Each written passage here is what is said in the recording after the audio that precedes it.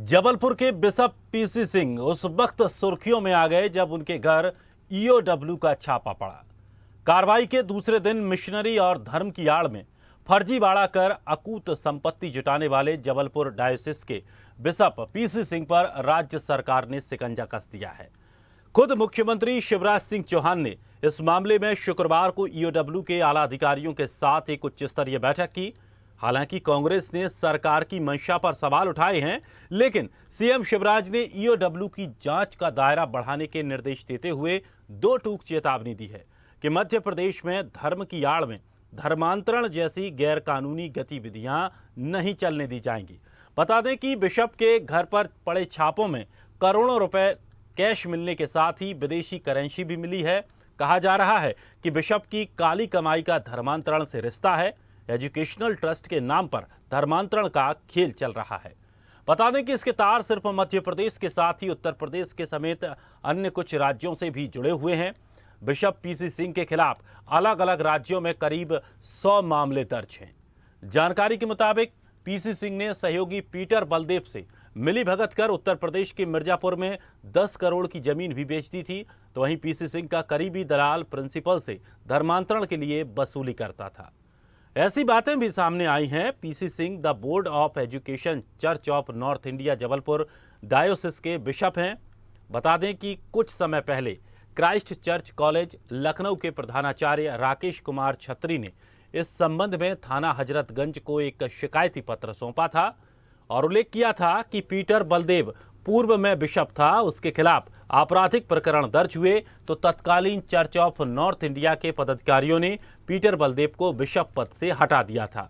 जानकारी के मुताबिक पीसी सिंह पर मध्य प्रदेश में जहां 4 मामले दर्ज हैं तो यूपी में 40 से ज्यादा आपराधिक प्रकरण दर्ज हैं। तो बता दें कि इस मामले में 2 ऑडियो भी सामने आए हैं। इसमें से एक बिशप पीसी सिंह का चेला Pintu Tiwari saint mark college Jhansi के प्रिंसिपल हेंडरसन से पैसों की मांग कर रहा है। तो पहले आप सुनिए, ये ऑडियो सुनिए। कहाँ हैं? हम तो यही है। Where are you? मैं इलाहाबाद में हूँ। I called you number of times, you did not pick up the phone. जी, और क्या हाल है? ठीक है, ओके, फाइन, ऑल ओके। आज आपके वो दोस्त आए थे हम जी। आपसे इसलिए फोन किए जी। कि बिशप साहब को 3 लाख रुपया कहीं देना था। हम्म। तो बिशप साहब से हमने कहा मैं तो किसी से कहूँगा नहीं, आप व्यवस्था करके दीजिए। हाँ हाँ तो उन्होंने शायद आपसे फोन किया था। क्या जी, ये मेरे सत्य को है? मेरे को कहा था, उन्होंने कहा था कि डेट टू के 150। हाँ। तो मैंने कहा था कि लेट मी कम बैक। तो आज I have come back, today I have come back. तो आई सेड मंडे को आई विल डू समथिंग। तो एक कृपा करिएगा, जी। उस पेमेंट को, उनकी पेमेंट मेरे पास भिजवा दीजिएगा। हम्म। अब मैं उनको आपसे बंदे पैसा लेने से पहले उससे बात करा दूंगा कि वो रूस ने ये पैसा भेजा, इसको उसको दे दे रहा हूँ। नहीं तो वही पिछली वाली कहानी होगी। उसको खा डालेंगे। अब मैं कहाँ से दूंगा, क्या करूंगा, भगवान जाने। तो एक काम कीजिए ना, हमारे it will be easy for me also और it will be easy for you also. जी। आई विल ट्रांसफर दैट, किसी को ऐसा बंदा जो है आपका whom you know, हाँ। कि उसको ऑनलाइन ट्रांसफर कर देंगे, इजी हो जाएगा, किसी को पता भी नहीं चलेगा। There will be no problem also. तो मैं कल आपको अकाउंट नंबर दे दे रहा हूँ। हाँ, वो दे दीजिए immediately. I will do that and किसी को पता। तो वहीं इसका एक दूसरा ऑडियो भी है। उसमें पीटर बलदेव, जो बिशप पीसी सिंह का सहयोगी है, वो सेंट मार्क्स कॉलेज झांसी के क्लर्क से पैसों की मांग कर रहा है। आइए सुनते हैं। Good morning sir. हाँ, गुड मॉर्निंग जी। सर आपके मिस कॉल देखिए। जी सर, वो कल हम या परसों आपके पास पप्पू को भेज रहे हैं सर। ठीक है। 1.5 लाख रुपया लेकर। ठीक। वो पैसा सिर्फ आप ही को देगा कि आपको कहाँ ट्रांसफर करना है, किसको देना है वो, क्योंकि हम किसी और को तो जानते नहीं है बिशप साहब। जी। हम आपको जानते हैं और आप ही से हमें मतलब है। दूसरी बात मैं ये कह रहा हूँ जी कि ये अमाउंट जो आप भेज रहे हैं, जी, ये किस पर्पस के लिए आई है? ये जो आपने मांगा था ना सर, वो आप जाने क्या करना है क्या नहीं करना, वो हमने आपसे कहा ना। हाँ। आपका अमाउंट जो आप बोल रहे हैं मैं आपको भेज रहा हूँ।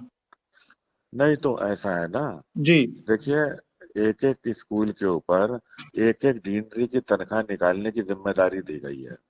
वो तो हमें है वो बिशप साहब, हमने आपसे बोला है ना कि हाँ हम आपको आप जब भी बोलते हैं हम मना तो नहीं करते हैं। हाँ वो पैसे का आपको सैलरी देनी है, क्या देना है ये आप जाने। हम आपका शेयर भी आपको दे रहे हैं हाँ और उसमें जो निकल रहा है जितना आप बोल रहे हैं उतना ही कर रहे हैं, नहीं है ना। देखिए आपको हम दे रहे हैं, आप देखिए जो करना आप करिए। नहीं नहीं सुन तो लीजिए। जी देखिए हमें कम से कम 1 महीने की तनख्वाह एक स्कूल को देनी है ताकि हम एक एक डीनरी की तनख्वाह दे सकें। जी। तो हम लोग को एक एक महीने के लिए एक एक डीनरी का कम से कम 2 लाख रुपए की जरूरत पड़ रही है। मगर तो 2 लाख हम लोग बिशप साहब अभी तो नहीं निकाल पाएंगे ना एक साथ, जब तक मैटर हमारा खत्म नहीं हो रहा, हमारे फेवर में रिपोर्ट नहीं आ जा रही अच्छा है ना। हाँ इसलिए मगर ये क्योंकि हमने कल भी आपको बताया था कि हम कैसे अरेंज करते हैं, ये हमको मालूम है।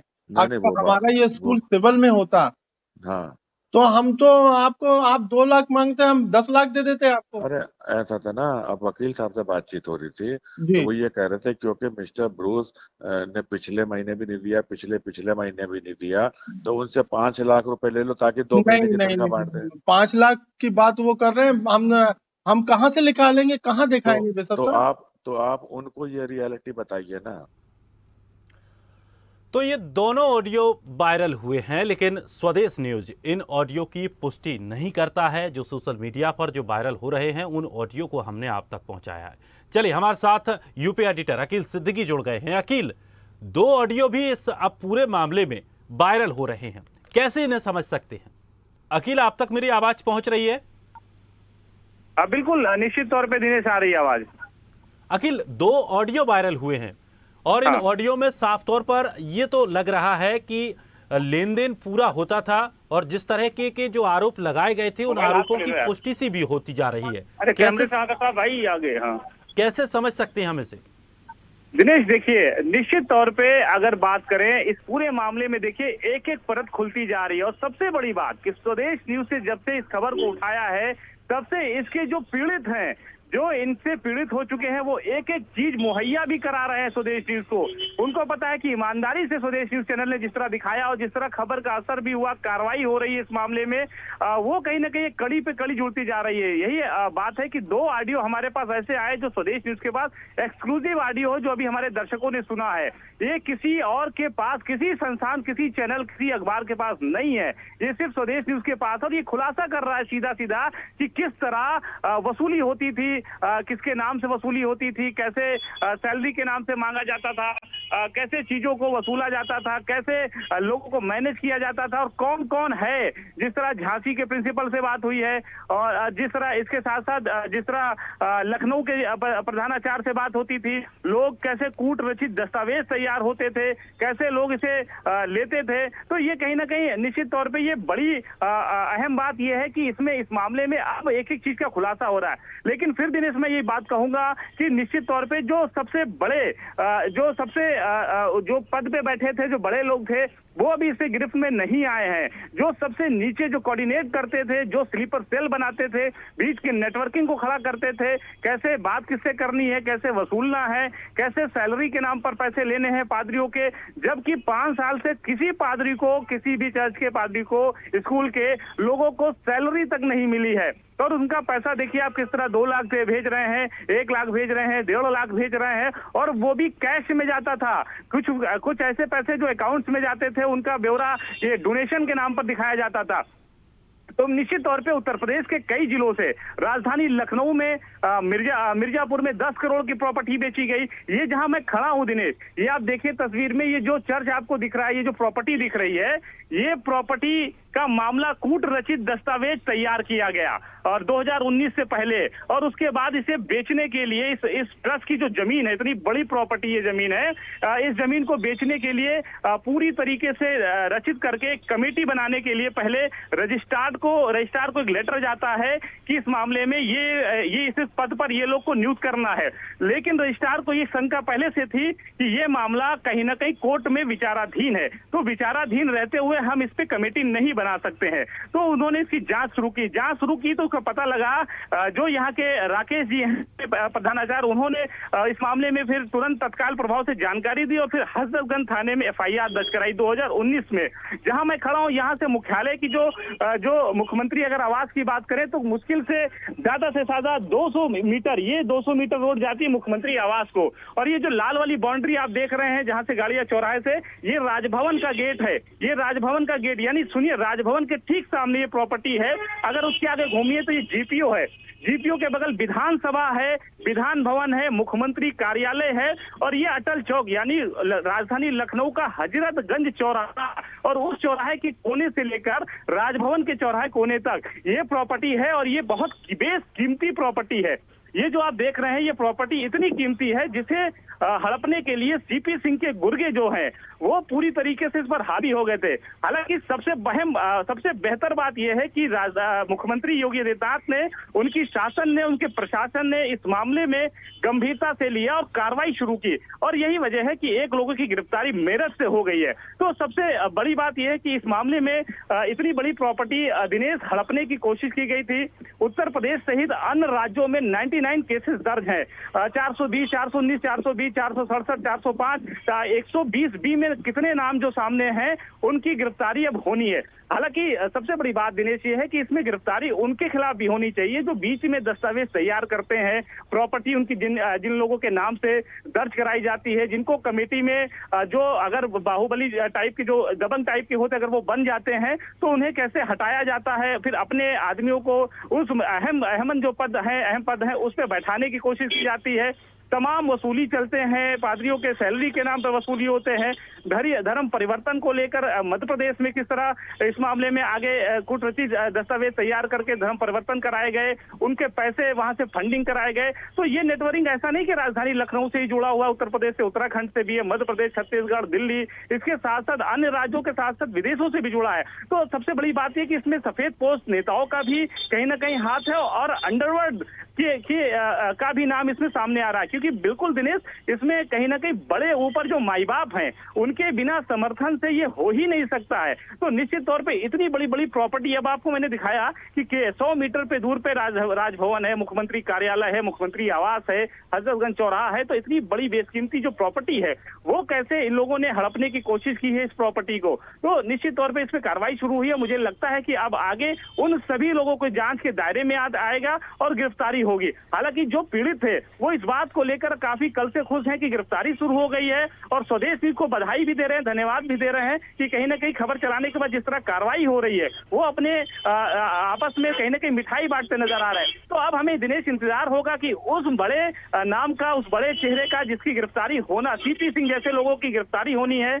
नीचे जो 2 नाम है जिनके नाम से प्रॉपर्टी डीलिंग होती थी, जिनके नाम पे दर्ज होता था, उनकी गिरफ्तारी अभी तक नहीं हुई है। हालांकि उत्तर प्रदेश की पुलिस है, शासन, DGP भी इस मामले में संज्ञान में ले चुके हैं और इसमें मुख्यमंत्री के भी इस मामला जो संज्ञान में जा चुका है। तो मुझे लगता है कि इसमें आने वाले समय में कुछ ही दिन में या कुछ ही देर में इसमें बड़ी बड़ी गिरफ्तारियां हो सकती है, क्योंकि अब इसमें कहीं ना कहीं बड़े जो एजेंसीज हैं वो उनको उनमें इन्वॉल्व किया जाएगा, तभी वो बड़े पोशाक के पास पहुंच पाएंगे। हालांकि दिनेश, इस मामले में उत्तर प्रदेश पुलिस और हजरतगंज जो पुलिस है उसमें कहीं ना कहीं जांच करते हुए उन सभी लोगों को दायरे में ला रही है। ऑडियो रिकॉर्डिंग जो है उनके एक एक फोन के खंगाले जा रहे हैं, कौन कौन शामिल, तो पैसा लेन देन में कौन शामिल था। पिंटू जैसे लोग, जो पिंटू मिश्रा है जैसे लोग जो झांसी में प्रिंसिपल से बात करते हुए पकड़े, जो ऑडियो वायरल हो रहा है, इसके अलावा भी कई ऐसे ऑडियो हैं जो पुलिस उसको खंगाल रही है, फिर उसमें गिरफ्तारी और कार्रवाई करती नजर आएगी। दिनेश, अखिल, जिस तरह से मुख्यमंत्री शिवराज सिंह चौहान ने इस पूरे मामले को लेकर अब EOW के पाले में गेंद फेंक दी है और उन्होंने साफ तौर पर कहा है कि निष्पक्ष होकर इसकी पूरी तरीके से जांच की जाए। क्या मुख्यमंत्री के आदेश के बाद, मध्य प्रदेश के मुख्यमंत्री के आदेश के बाद उत्तर प्रदेश में किसी तरह की कोई हलचल, या वहां के जो अधिकारी हैं, पुलिस अधिकारी हैं, वहां का प्रशासन है, उससे किसी तरह का संपर्क साधा गया है? कोई हलचल होती दिख रही है क्या? निश्चित तौर पे दिनेश होती दिख रही है।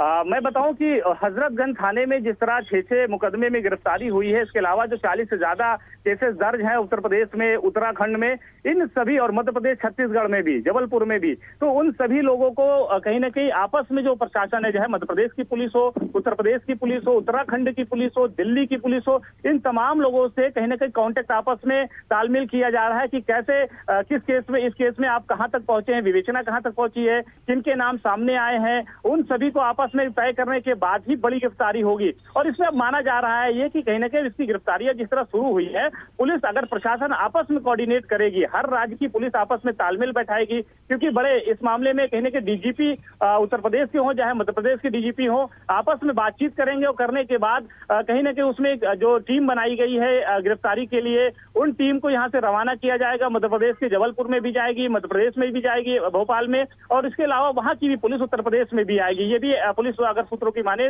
तो ये कार्रवाई आगे शुरू होगी। हालांकि ये माना भी जा रहा है कि कल शाम तक तस्वीर साफ हो पाएगी कि कितने लोगों का और भी इसमें नाम है जिनकी गिरफ्तारी होनी है, उत्तर प्रदेश से कौन कौन शामिल है इसमें, किन लोगों को यहाँ पे नेटवर्किंग दिया गया था इंडिया, और ये अन्य राज्यों में किसकी जिम्मेदारी थी और विदेशों में किसकी जिम्मेदारी थी। क्योंकि ईओडब्ल्यू ने जिस तरह जो 2.5 करोड़ रुपए जो बरामद किए हैं, विदेशी मुद्रा जो बरामद किए हैं, गोल्ड बरामद किए हैं, अब उनको ये शक है कि विदेश से भी फंडिंग होती थी, यहाँ का पैसा वहां कैसे जाता था, क्योंकि जो मुद्रा, विदेशी मुद्रा यहाँ पर उनके सीपी सिंह के घर पे मिला है, उसके आधार पे कहीं ना कहीं उन लोगों के पास पहुंचने की कोशिश प्रशासन, शासन करेगा, जिससे जो बड़े लोग हैं उनकी गिरफ्तारी हो सके, उन पर कार्रवाई हो सके। दिनेश, अखिल, मध्य प्रदेश में इस पूरे मामले को लेकर कांग्रेस ने सरकार पर सवाल या निशान खड़े किए हैं। उत्तर प्रदेश की अगर बात करें, क्योंकि मामला दोनों प्रदेशों से जुड़ा है, क्या वहां पर भी इस तरह की कोई राजनीतिक हलचल देखने को मिल रही है विपक्ष की तरफ से, सपा, बसपा या कांग्रेस की तरफ से? निश्चित तौर पे देखिए, कहीं ना कहीं एक मुद्दा जरूर विपक्ष को मिला है कि इसमें इतना बड़ा फ्रॉड हो रहा था, जो ट्रस्ट की जमीनें थी उसे कैसे कूटरचित दस्तावेज तैयार करके बेचा फरोख्ता जाया करता था। तो देखिए, विपक्ष को ये मानना है कि कहीं ना कहीं सत्ता पक्ष का इस पे कहीं ना कहीं हाथ रहा है, लेकिन जिस तरह कार्रवाई हुई है, और मुख्यमंत्री अगर देखा जाए तो हमेशा इस बात को कहते नजर आ रहे हैं कि नेता साफ छवि के रहे और अधिकारी भी, तो ये माना जा रहा है कि इस मामले में जिस तरह कार्रवाई शुरू हुई है, मुख्यमंत्री इसमें कहीं ना कहीं वो लापरवाही नहीं बरतेंगे। अगर कोई अधिकारी हो, मंत्री हो, नेता हो, या कोई भी जिम्मेदार लोग अगर उत्तर प्रदेश सरकार के बीच में अगर वो मिले, तो कहीं ना कहीं मुख्यमंत्री उनको नहीं बख्शेंगे, क्योंकि जिस तरह कार्रवाई वो बाहुबलियों पे करते नजर आ रहे हैं, अतीक जैसे लोगों पे, मुख्तार अंसारी जैसे लोगों पे करते नजर आ रहे हैं, तो तमाम जो है वो अंडरवर्ल्ड डॉन की अगर बात करें, दाऊद इब्राहिम तक जैसे तार अगर इसके जुड़े हैं, तो कहीं ना कहीं उत्तर प्रदेश सरकार इसे खोज निकालेगी कि कौन कौन लोग शामिल वहां तक हुए हैं। जिस तरह विदेशी मुद्रा यहाँ पर बरामद हुआ है, तो कहीं ना कहीं उस नेटवर्किंग पे पहुंचने की कोशिश उत्तर प्रदेश सरकार भी करेगी, प्रशासन करेगी। हालांकि मध्य प्रदेश सरकार ने भी इस मामले में बहुत ज्यादा संज्ञान में लिया है, कार्रवाई के आदेश दिए, तो ये माना जा रहा है कि मध्य प्रदेश की जो पुलिस है वो उत्तर प्रदेश पहुंचेगी, और यहाँ पर अपने तालमेल बनाने के बाद जितने लोग यहाँ पर एक बात और समझनी होगी, क्योंकि इस पूरे मामले में तमाम चीजें निकल कर आ रही हैं, तमाम एंगल्स निकल कर आ रहे हैं। ये मामला 420 का भी लग रहा है, ये मामला धर्मांतरण से जुड़ा भी लग रहा है, आतंकी संगठनों से जुड़ा हुआ मामला भी लग रहा है।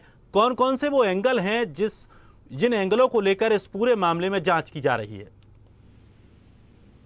देखिए, एंगल की अगर बात करें तो 2019-2020 ये माफी चाहूंगा 419, 420 और फ्रॉड का जो केस हुआ है, निश्चित तौर पे जो फ्रॉड का जो केस हुआ है, उस मामले पे देखा जाए तो जो मिर्जापुर में जो जमीन जो सेल की गई है, ट्रस्ट की जो जमीन थी, 10 करोड़ की जो जमीन सेल कर दी गई कूटरचित दस्तावेज तैयार करके, और उसी तर्ज पे राजधानी लखनऊ में जो दस्तावेज तैयार किए गए थे इसी प्रॉपर्टी को सेल करने के लिए, उसके बाद कहीं ना कहीं कार्रवाई शुरू। तो एंगल है कि जो ट्रस्ट की जमीनें होती हैं, कहीं ना कहीं वो किसी के नाम से नहीं होती है, ट्रस्ट के नाम से होती है, कमेटी उसे चलाती है। तो कहीं ना कहीं जो लोग कमेटी में छोड़ देते हैं कमेटी को, कुछ लोग एक्सपायर कर जाते हैं, तो उसके जिम्मेदार नहीं आगे आए, कुछ लोगों नहीं उसको देखभाल करते हैं, तो उस पर उनकी निगाहें होती है।